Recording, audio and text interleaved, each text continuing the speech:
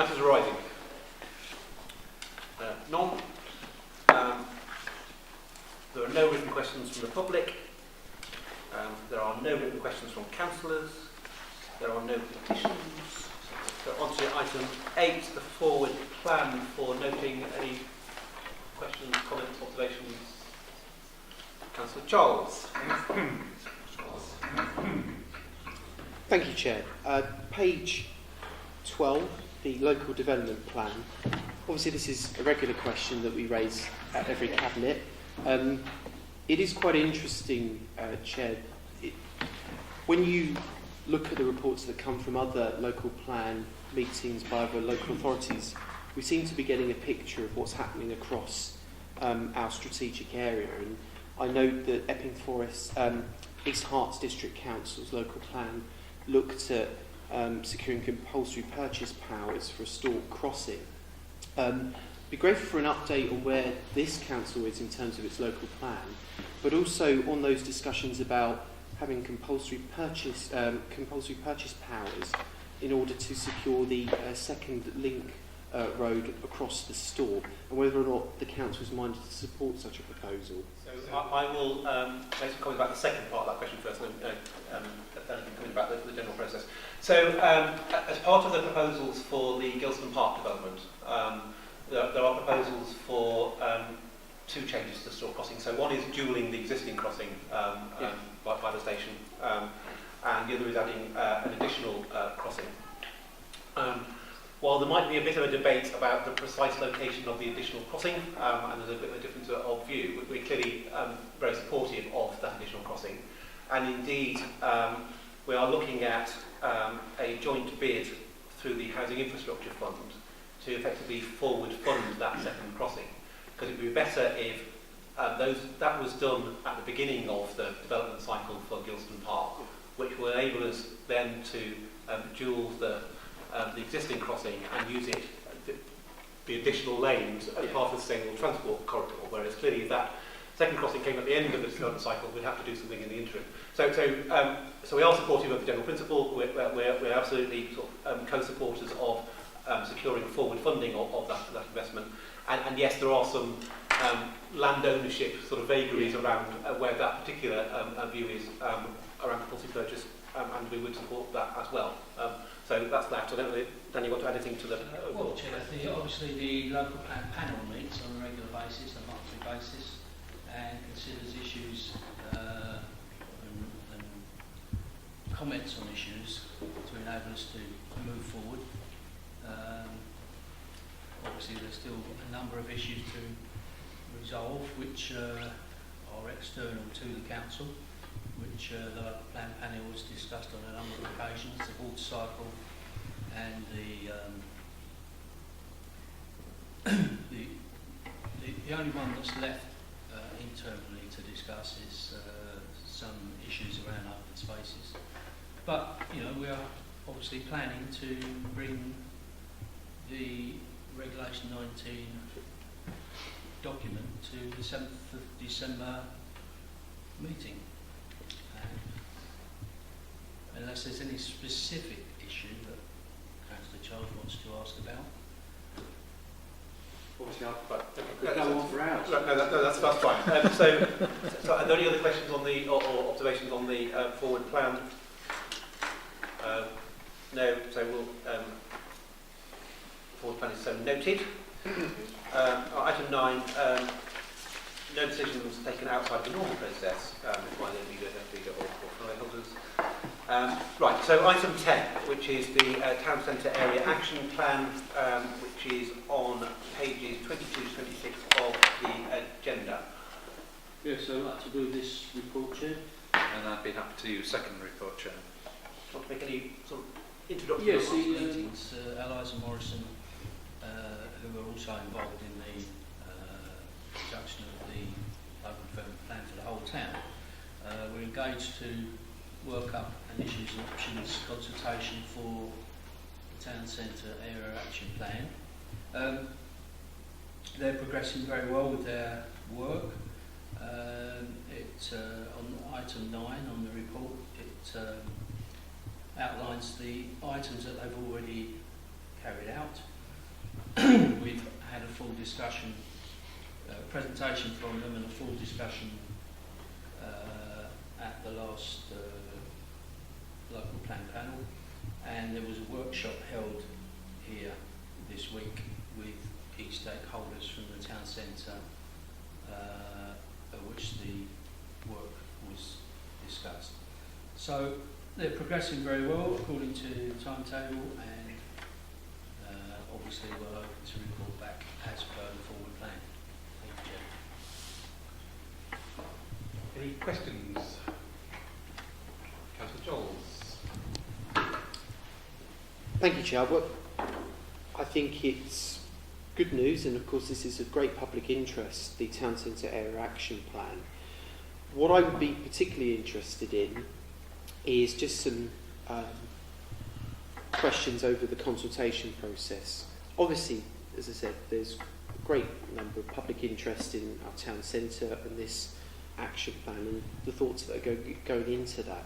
What I'd be interested in is just to get a rough indication of the kind of consultation exercises that will be going out externally to members of the public and different groups within the town, and how that's going to form part of the basis of which this action plan will be developed on. I'd just be interested by that. Issues, an options report which this consultant is producing, when they come forward with their issues and options, obviously that will also advise us on consultation. Okay, it's not, honestly isn't a loaded question, it's just what the administration thinks would be best suited to this kind of consultation, because everyone here, there's cross-party support for getting going on the town centre action plan. Just wanted to get a flavour from you of what you want to see in terms of the consultation process with the wider public going forward. Yeah, so just from my point of view, rather than technical detail.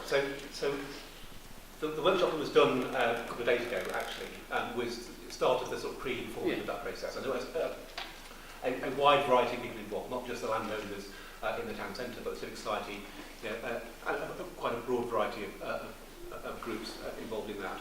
But when we get to the Regulation 18 consultation, I am keen that we learn lessons from the last full consultation, that is done broadly through every available channel. And personally, and I've not discussed the detail of how the specific consultation will happen, I would like to see a sort of, a roadshow that's not just focused in the town centre, but in neighbourhood areas across Harlow, to have an actual active conversation, not just sticking up a few boards, these are what the things are, to take questions and what have you. So I'd like to see a far more proactive and active consultation during that sort of Regulation 18 consultation. And obviously the process moves on from there. When we get to Regulation 19, we're talking about comments on a specific plan for the town centre. But I know that's not a very specific answer, but I am very keen that we have a full and open, genuine consultation and get feedback as part of that process. Last question from me, Chair. I'm grateful for that, and that gives a good indication to the opposition. I think roadshows do lend themselves well to these types of consultations. When the council has done roadshows to estates, where, for example, with the waste contract before, years ago, they would go around with the roadshow van, show the plans, and some of the ideas and things. Those sorts of consultations actually, I think, that lend themselves well in terms of the engagement between the council and the public. And actually, building that conversation will be very important, because everyone, irrespective of political party, wants to be part of that conversation. So I'm grateful for that steer, Chair. Are there any other questions or comments on this? The only... I can't. Sorry, Chair. No, the only other point I would make, and you referred to on page 24, the Regulation 18 consultation, again, learning from the past, what I think would lend itself. I appreciate that the consultation is going to go from, it says here indicatively, February to March 2018. But I think if you were to consider sort of roadshows and going out to estates, would you be minded to extend that consultation period a little bit more, so that we can capture more views from the public? Because when we've had these consultations in such a short window, sometimes we don't get so many responses that we really do need to get in terms of shaping an action plan that is so important for the town. So my only sort of comment is getting that balance right between getting on with it and having a genuine open consultation. So I'll take advice about an appropriate window. But I do take the point that we don't want to try and compress it unnaturally to enable the full range of input and consultation.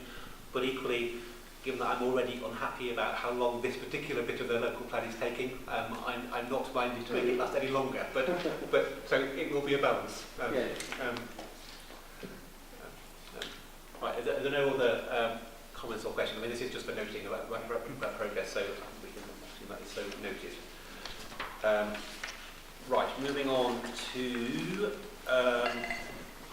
item 11, which is the management options for the enterprise zone building on pages 27 to 33. Just before you take, clearly this has been before Cabinet before in terms of the broad options that we asked. That we look specifically at the options for managing the building once it's been built going forward, and this is the outcome of that report. So, I'm happy to propose the recommendations on page 27 and say a few words in a moment. I'll second that, Chair. Thank you, Chair. You stole my thunder by basically saying that this had been in front of Cabinet a few months ago and was shared with everybody about our desire to build our own place within the enterprise zone itself. We then went away to do a piece of work about what we should do about the day-to-day management of that. We did an options appraisal to look at a number of options. And actually we feel that it's right, it's proper, we're able and we're capable of managing this in-house, and that therefore that is the recommendation, that the day-to-day management of this new building should be done by Harlow Council rather than extending it to any other partners. In essence, that is the recommendation I'm putting to my Cabinet colleagues tonight. just a brief remark myself. Clearly this is about balancing risk. So it's about, clearly if we gave this to a third party, they would take on the risk of voids and what have you, but clearly they would take a fee for doing so. So it's about balancing that risk and reward. So my view is absolutely to endorse this. It will, I think the risk is manageable.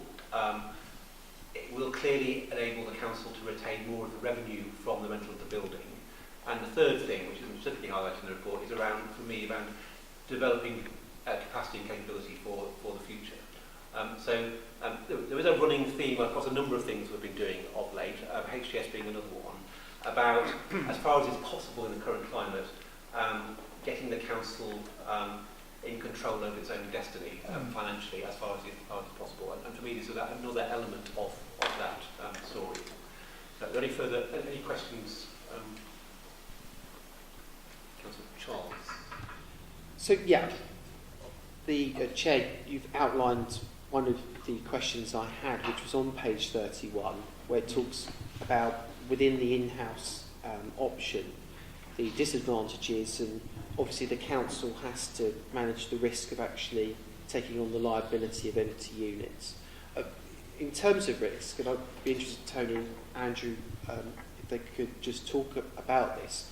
In terms of the risk register that's applied to this and your assessment on it, I just wanted just a bit more detail on how you view the risk in terms of empty voids and what potential pipeline, your plans for actually having a pipeline of potential people interested in actually taking up this opportunity. So don't get me wrong, Tony. No. I agree with the principle of this and the in-house option and the opportunity for the council. So yet again, it's not a loaded question. No. It's absolutely fine. And I welcome the question, because that's the question that we've been looking at ourselves, and I would be saying as an organisation, perhaps 5 years ago, we would never ever have entertained the opportunity of thinking we could do it ourselves. And I think that shows real credit and real growth and maturity of this organisation, that we feel that we are able and we're ready. And you can look at the Latin Bush Centre. I mean, it wasn't always successful, but through good leadership, good management, it is hugely successful. We also know from soft marketing exercises, we know a building like this is going to be very attractive. We already have 1,000 people working on the Enterprise Centre as it stands at the moment, and it's not even half built over these particular areas. So we know that it's going to be a draw, and we feel very optimistic that we're going to achieve success and we're going to be able to get in the resources long term for the council. You'll also see in the report we've set our margins quite high because actually square foot, or square metre, we're slightly higher than the market, but we actually think that is also doable and sustainable. But I don't know if Andrew wants to add anything else to that as the project manager. Sure, thanks. I think, that is the key question, and it's one we've been grasping with over the last couple of months looking at this. I think in looking at this that the target market of companies that we're aiming at is the key thing here. If this was a building that was focused on sort of business startups, it would be a lot riskier for the council because there'd be a big turnover of companies. We're very consciously focusing this building on existing established companies, probably already employing 15, 20 people. These are companies already with a long track record and not going to be coming and going. So I think once we've got occupancy in there, the tenants we're going to have in the building are there for the long term. These are people that are going to be signing 5-year leases, 10-year leases. You know, it's not going to be people there with a constant turnover. So for that reason, I think the risk of voids is low. Clearly, we've got to fill the building first, and until we actually start the construction early next year, we're not really in a position to sign up tenants because nobody will sign up to a building that doesn't exist. But the responses we're getting to the soft market testing in the last couple of months have been excellent, and there's a lot of interest in a product of this nature. It's a building that has not been seen in Harlow before, and the responses we're getting from the property agents is that outside of the West End of London and Docklands and central Cambridge, there probably isn't another example within the London Stansted Cambridge corridor. So we really do think it's going to attract businesses to the town. For example, last week I was in Cambridge meeting with the director of the Cambridge Biomedical Campus, and they're now very excited about what we're bringing forward in Harlow because it potentially solves an issue for them in terms of overspill from companies there that are growing. They haven't got the space for them, and Harlow, 30 minutes down the M11 with the new junction in a few years, provides that opportunity. So I think the recommendation has been based on two things. One, confidence in the market, that we're bringing the right product to the market at the right time. And secondly, it's about the nature of tenants in the building, meaning that we're not going to have that constant turnover and therefore the risk of voids. Okay. Any further comments or questions? In that case, the recommendations on page 27, pages to see, specifically that Harlow Council takes on the management of the building. Are we agreed? Agreed. Agreed. Thank you. Right, moving on to item 12, which is the potential participation in a Essex pilot for the 100% retention of business rates, which starts on page 34 of the agenda. So moved, Chair. I think this is something that we should take quite seriously. We've been invited by Essex to join with them, including Southend and Thurrock.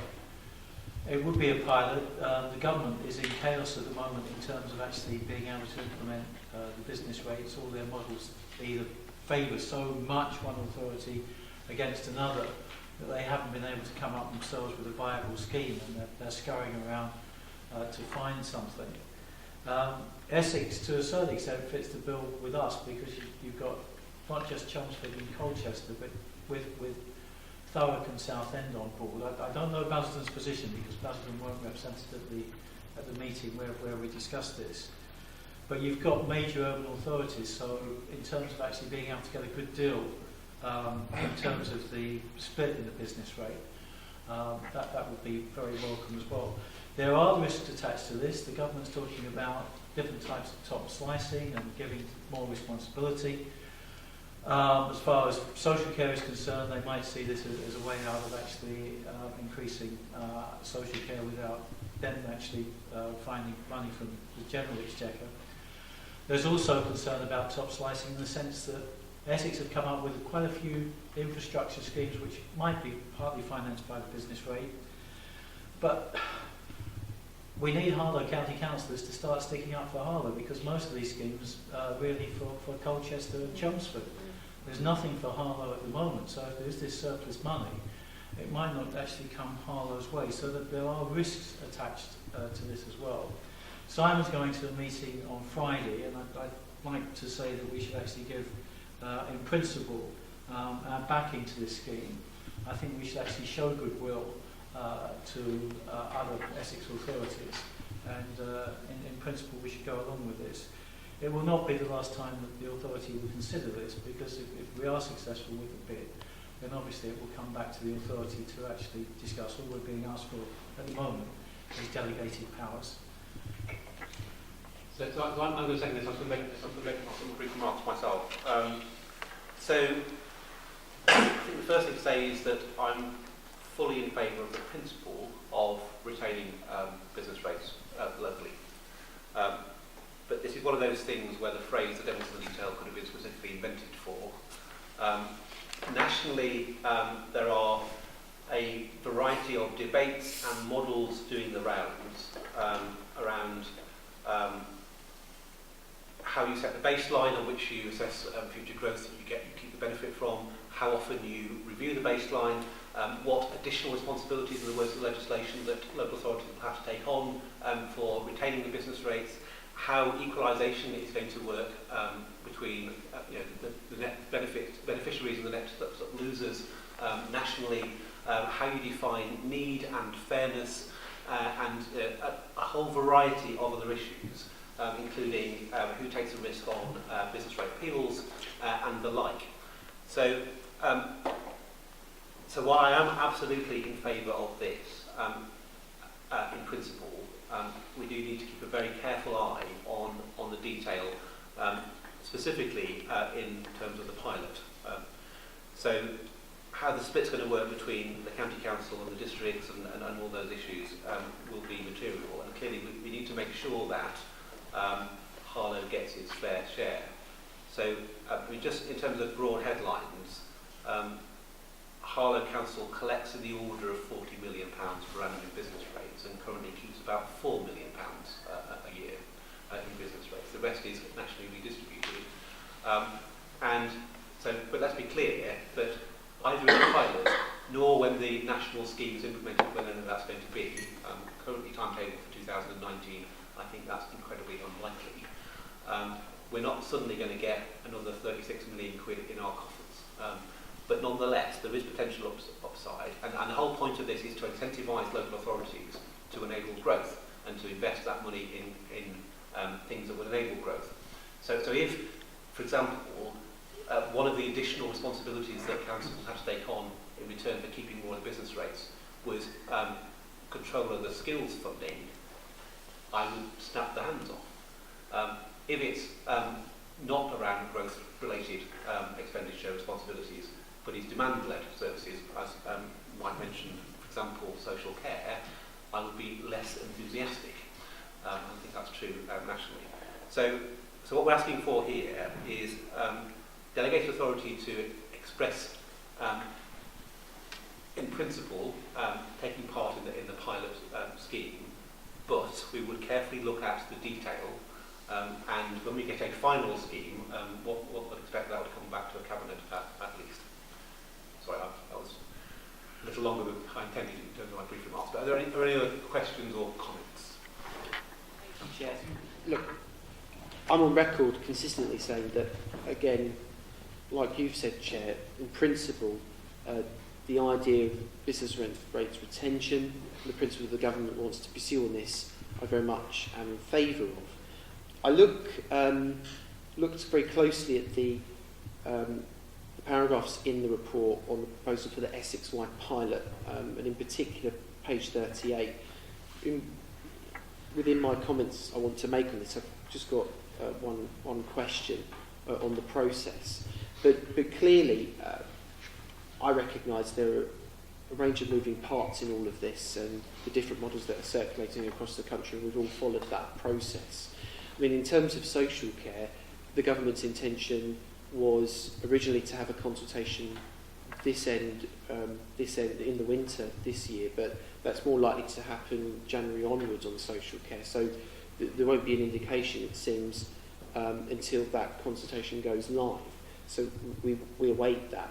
But I welcome the fact that the council is minded to be involved in this process and look at the further detail as it comes along the line.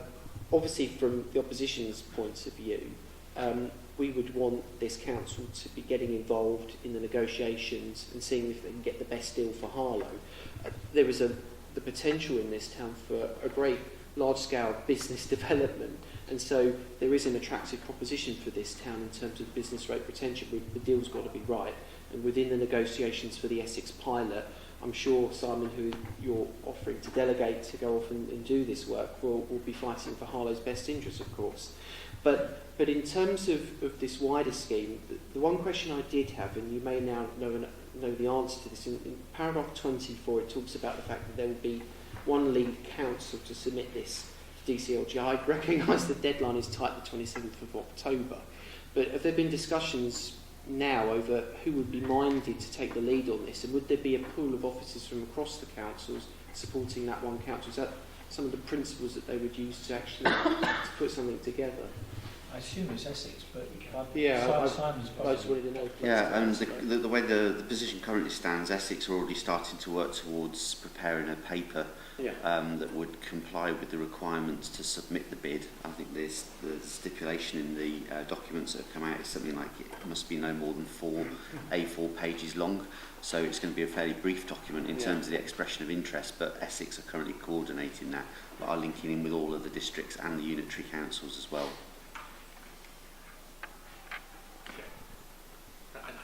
I don't know, Chair, if we have got a county councillor here, whether it could actually cast light on this.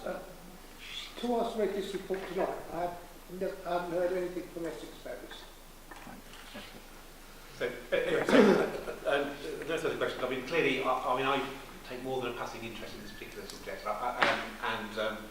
I do have regular conversations with colleagues in the Local Government Association, including the chair of the board that's looking at the detail of this. So I will be giving it personally some specific scrutiny when it gets down to the detail.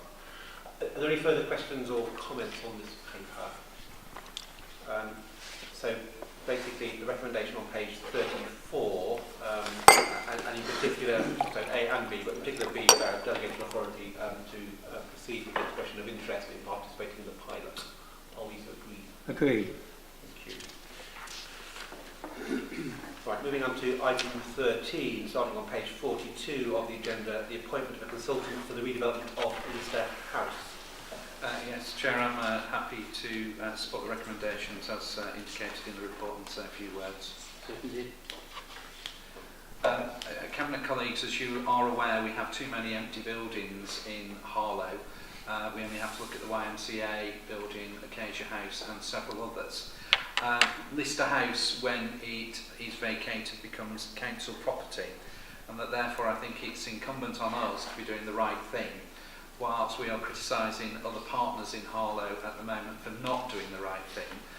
So we brought this recommendation forward because what we want to do is appoint a consultant who can get all that work done for us, so that when we do have vacant possession, we would have a plan in place, planning authority in place, so that we can actually move very quickly to demolish the current Leicester House site, and then we would have a plan. Now, what that plan would be, how it would look, what sort of housing may well be in there, whether or not it will just be isolated to the Leicester House current site. This is the work that these people will be doing for this particular area.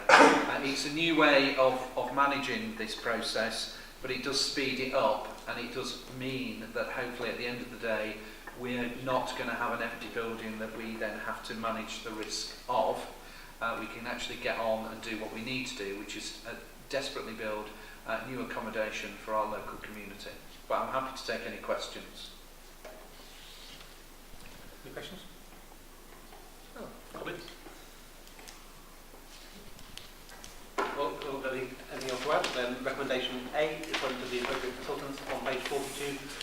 So agreed. Right, so we are now on to item 14. There are no communications from working groups, parties, panels, etc. Item 15, the minutes of the Housing Standards Board. But no questions, comments. So noted. There being no items of a matter of urgent business, I conclude the meeting.